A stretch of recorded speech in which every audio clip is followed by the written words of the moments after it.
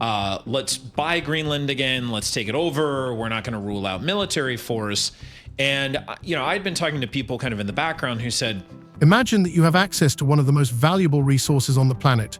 Imagine that this wealth is hidden under a thick layer of ice, and even though you are a superpower, you still cannot access this treasure. Now imagine that you are being outplayed by a neighbor with whom you never considered yourself to be in competition. This was really the thesis I wanted to dig into, right? I mean, we spent the first 3 months of the Trump. By the time world powers, including the US, began to realize the importance of the Arctic, it was too late. While Washington was discussing deals and territorial seizures, the world was changing in the North, not with weapons in hand, but with calculators and contracts. The American dream of Greenland, an island, hiding resources worth $50 trillion, turned out to be a failure. The president, known for his loud statements and tough stance, was preoccupied with quarrels with allies and threats, but did not notice what was happening in the shadows. While some were playing the big political game, others were quietly but confidently doing what brought real dividends. Own Greenland, I guess. And so where we came down on this was we took this trip with Drew to kind of see this behind the scenes of trying to invest in Greenland. Instead of building an army and threatening their neighbors, a group of businessmen and diplomats from a northern country began quietly working to establish partnerships and sign contracts with Greenland. And this is what happened. At some point, the US was shocked to find that it was losing the Arctic. It was not a war with guns and tanks, but an intellectual battle in which strategy and diplomacy prevailed over military pressure. But how did this happen? Why did the US, with its military power and diplomatic influence, miss the moment, while its neighbors, who at first glance seemed to have given up, began to control the resources that will secure the future of the world? And what is most surprising is that this was done not through threats or military force, but through a subtle but decisive game in the field of economics and trust. The story of how a small nation was able to quietly, step by step, bypass the US and become the leader in the Arctic region shook the entire world. Who is a former Trump administration official. He worked in the DoD, Defense Department, and the the DOE, the Energy Department. He was on Trump's team in 2019 that was tasked with figuring out a way to forget about traditional methods of pressure. Today's Arctic battle proves that the future of the world is not decided in direct confrontations, but in who can establish the right connections, offer the right conditions, and propose partnerships at the right time. In this video, we will analyze how a strategic approach based on trust and cooperation has overtaken military threats and harsh sanctions. This is not just a story about how one country lost. It is a lesson about what happens when it is not armies that win in the international arena, but diplomats who know what others need. So, how did the Arctic become the arena for a new international struggle for resources? In 2019, when Donald Trump announced his desire to purchase Greenland, many perceived his statement as yet another eccentric outburst from the American president. But despite its unusual nature, this idea turned out to be more profound than it might have seemed at first glance. At the moment when Trump was trying to issue ultimatums to Denmark and threatening to raise tariffs if it did not agree to sell Greenland, the world seemed to overlook another important detail. Against the backdrop of this public spat, other countries were quietly and discreetly taking action. What's really being discussed here is the national security and the potential for investments within the island. So I met up with Drew Horn. Greenland, an island with incredible natural resources, including rare earth metals that are essential for the production of modern technologies such as smartphones, electric vehicles, and high-tech military systems, was not just a strategic territory. It was the key to future global leadership in new technologies and energy resources. And while Trump continued his public game, it became increasingly clear that other countries were beginning to build their own strategic plans, aimed not at the territory, but at the economic resources that the island concealed. When the American president was campaigning to acquire Greenland, his administration failed to take one important point into account. The island itself and its inhabitants were not at all interested in becoming part of the United States. In essence, Greenland was part of Denmark, and its government, although dependent on Copenhagen, had always sought greater independence. But instead of engaging in diplomatic efforts, Trump publicly humiliated Denmark's leaders by canceling an official visit in 2019 after his offer was rejected. This was not just a diplomatic blunder, it was an act that seemed to perfectly illustrate how America was losing credibility among its old allies. Ultimately, Greenland, like Denmark, felt that the US was no longer a reliable partner.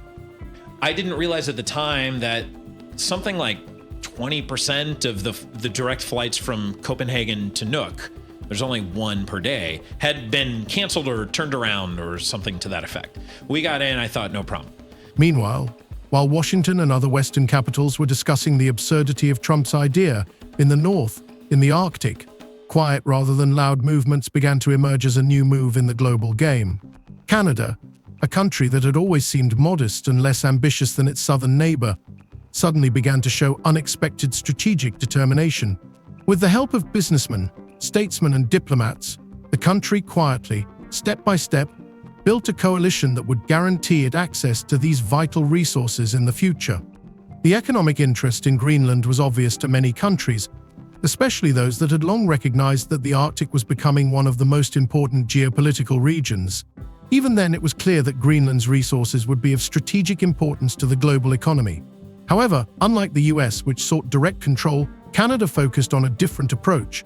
Instead of threatening sanctions or openly interfering in Greenland's affairs, Canada offered a partnership that was beneficial to all parties. For Canada, which depended on supplies of these same rare earth metals for its own industry, this was a chance to strengthen its position on the world stage. A day later, we fly out to southern Greenland, which is where this actual mine was located. You flew on a plane or a helicopter? We flew on a plane to get down there. It was a prop plane, which was kind of cool. We landed, and within moments of landing, it's like the densest fog I've ever seen in my life just started to settle in. And we were supposed to be up the next day in a helicopter to get to this mine. One of Canada's first steps in this direction was to establish contacts with Greenland and Denmark to convince them that cooperation with Canada would be more beneficial than with the US. Canada offered more flexible terms for resource development, unlike the US, which might have demanded too much in favor of Washington. An important part of this strategy was attracting European and Asian investors. Canada began to form international consortia that allowed capital to be directed to Greenland without affecting US interests. It was a thoughtful move that avoided direct conflict with Washington, but at the same time ensured control over the very strategic resources that Trump was so actively trying to obtain. In essence, Canada's strategy turned out to be beneficial for everyone. Greenland gained access to financing for its economy, Europe and Asia gained access to rare earth metals, and Canada strengthened its influence on the international stage. At that time, the US, preoccupied with internal problems and political struggles, paid little attention to its neighbors' quiet moves. It was a new game in the geopolitical arena in which winning depended not on who shouted the loudest, but on who was able to establish effective diplomatic and economic ties. For the US, accustomed to tough leadership and domination, this was difficult to comprehend. After all, despite its military might, America could not always force countries to do what it wanted. Diplomacy based on threats and an army based on force often did not work in situations where other countries began to use more subtle, but no less effective methods. This new U.S. trade policy has several motivations: to raise tariff revenues, to protect strategic industries, to encourage foreign investment in the United States, and to change trade and non-trade policy in U.S. partners. America began to realize that its dreams of Greenland were nothing more than a fantasy when it was not invited to the negotiations, and the agreements that were signed behind the scenes excluded the US from lucrative deals. This moment was humiliating for a country that was accustomed to being the center of international politics. While it was weaving its ideological webs, other, less noisy and less aggressive players began to untangle knots that seemed too complex for the US. And this is where the real tragedy begins. Before the eyes of the Americans, the Arctic region, which they perceived as their own, was gradually slipping out of their hands, and this was done without a single shot being fired. Canada's strategy, based on diplomacy, partnerships, and trust, proved more effective than all the threats, sanctions, and diplomatic statements of the United States. At that moment, it became clear that in the 21st century, the new geopolitical struggle for resources is not just a question of military power. Economic ties, trust, and the ability to find common ground with those who have key resources are becoming paramount.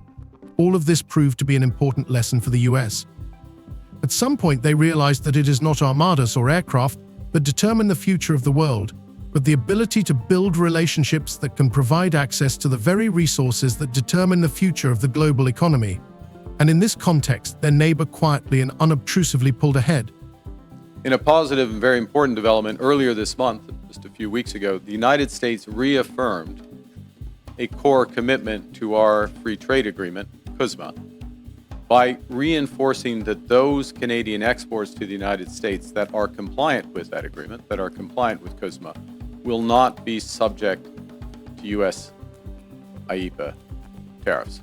When Greenland began to realize the strategic importance of its resources and their impact on global security, the question was no longer who would control its territory. What mattered was who would have access to these resources.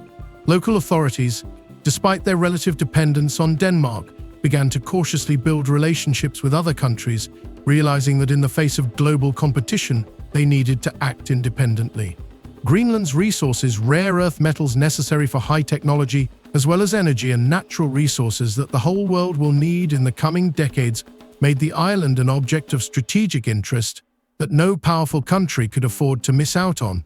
Beneath the ice lay potential value that exceeded the economies of many countries many times over. It was not just a metal reserve, it was the foundation for future wars over resources. When Trump publicly declared Greenland to be a vital strategic asset for the US, it looked like a move primarily aimed at solving the problem of access to these resources. However, unlike the US, other players were in no hurry to make loud statements. On the contrary, their actions were well thought out and aimed at building a relationship of trust with Greenland, which ultimately played a key role in their success. As a result of these developments, the breadth and the depth of the changes in U.S. trade policy have become more fully apparent. Canada, oddly enough, was the first player to realize that Greenland did not need to have its will imposed on it, but rather needed to be offered a partnership that would give its people the opportunity to control their own resources. In this regard, Canada not only acted within the bounds of common sense, but also leveraged its geographical position and reputation as a softer power on the world stage. While the US continued to threaten and manipulate, Canada managed to attract the attention of Greenland and Denmark, with its policy of offering Greenland not dependence, but independence through economic investment. At some point, it became clear that Canada had the keys Greenland needed to break away from Danish control and become an independent and strong player on the world stage. It soon became obvious that the US had no strategy that could offer Greenland not just territorial deals, but favorable conditions for development. The US continued to insist on its policy of pressure, trying to get the island to ensure its security. But with each passing month, these attempts became more and more absurd. While Trump continued his attempts to buy the island, publicly humiliating those who did not agree with his proposals, Canada quietly and confidently built its strategy. This was not just a diplomatic game.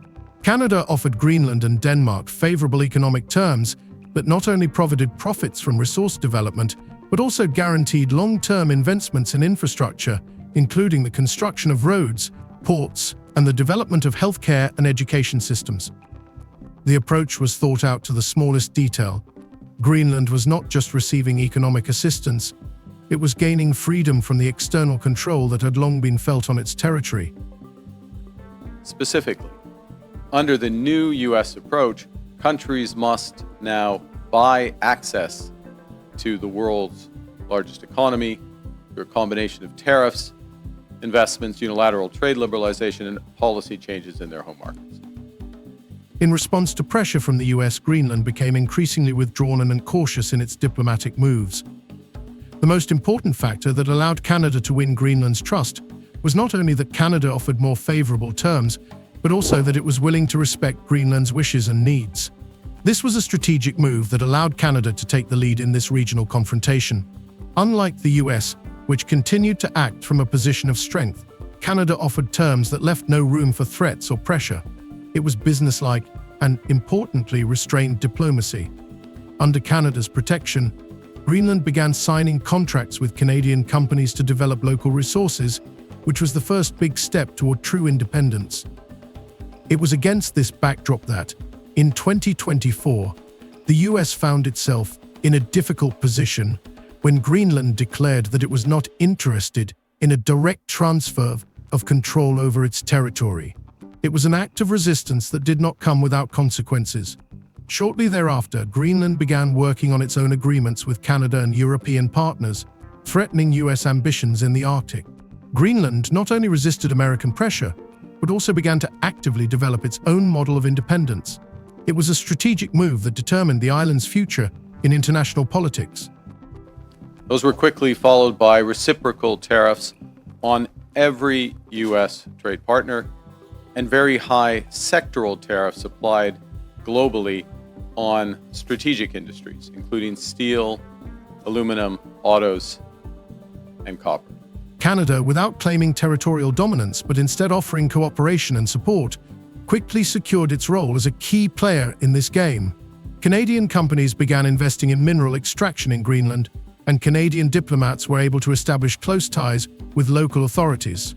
Unlike the US, which continued to make fruitless attempts to force Greenland into submission, Canada offered a realistic plan that would benefit both sides. In this quiet but strategic battle for resources, Canada showed that diplomacy and economic relations can be powerful weapons that work much more effectively than threats or sanctions. Meanwhile, the US continued its struggle on the international stage, but it became clear that this struggle was lost even before Trump took action. Even with attempts to draw Europe and Asia into its strategies, the US was unable to prevent the growing economic alliance that was forming around Greenland. Canadian investment and diplomacy proved far more successful than any US actions aimed at forcing Greenland into submission. In essence, Canada not only gained influence in the Arctic, but also blocked US attempts to play its traditional role as the dominant player on the continent. It was a game in which the US not only failed to win, but also lost its influence over one of the most strategically important territories on the planet. Canada, acting cautiously and thoughtfully, was able to gain access to vital resources, becoming a key player in the Arctic region. And now that the world has witnessed this skillful diplomatic maneuver, it has become clear that it is not tanks and planes that decide everything, but the ability to offer the right solution at the right moment.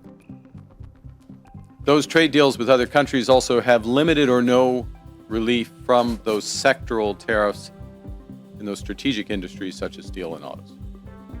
They include substantial commitments by the U.S. trade partners for investments in the United States and significant unilateral trade liberalization measures by U.S. trade partners.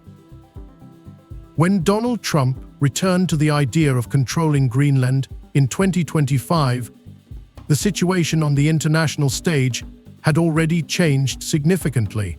Instead of offering Greenland new terms, the US continued to insist on its position, which seemed increasingly outdated. While the American president, motivated by political failures and a desire to leave a legacy, once again spoke of seizing Greenland, the world had already found itself in a new political landscape where Canada had managed to take a key role in Arctic affairs.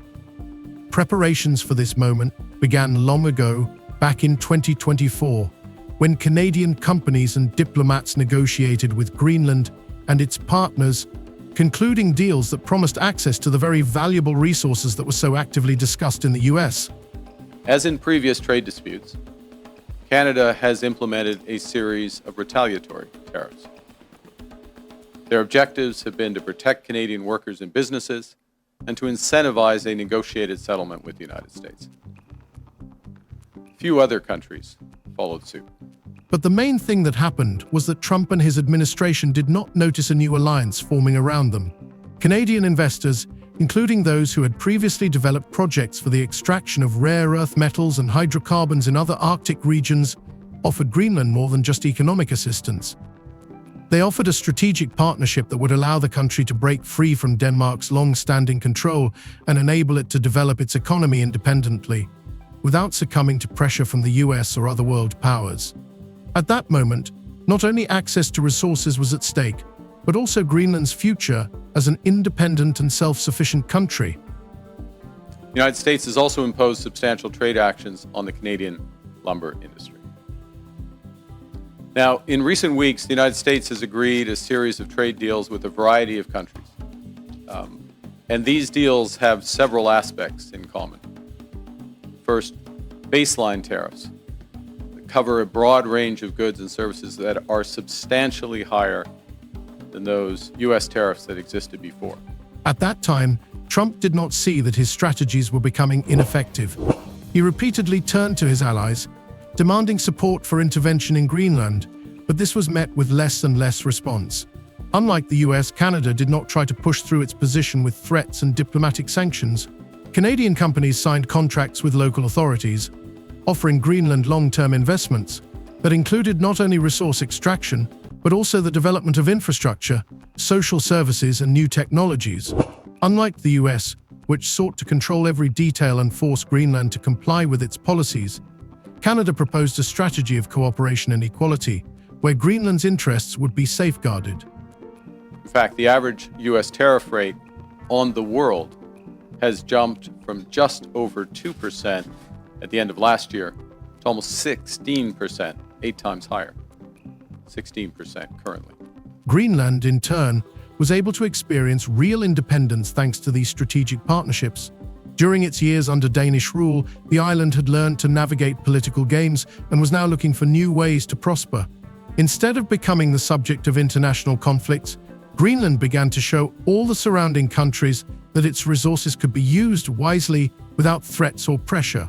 Local authorities began to actively work with Canadian companies, which were able to take the island's economy to a new level. Gradually, these agreements became key to ensuring Greenland's security and stability in the face of global change. And to these ends, the United States has announced a series of trade actions. Those began near the start of this year with the so-called IEEPA tariffs against Canada and Mexico based on U.S. concerns about the border and fentanyl trafficking. American policy, based on domination, continued to lose support both within the country and beyond. It soon became clear that the U.S., despite its military and political power, was unable to gain access to the very resources it had counted on.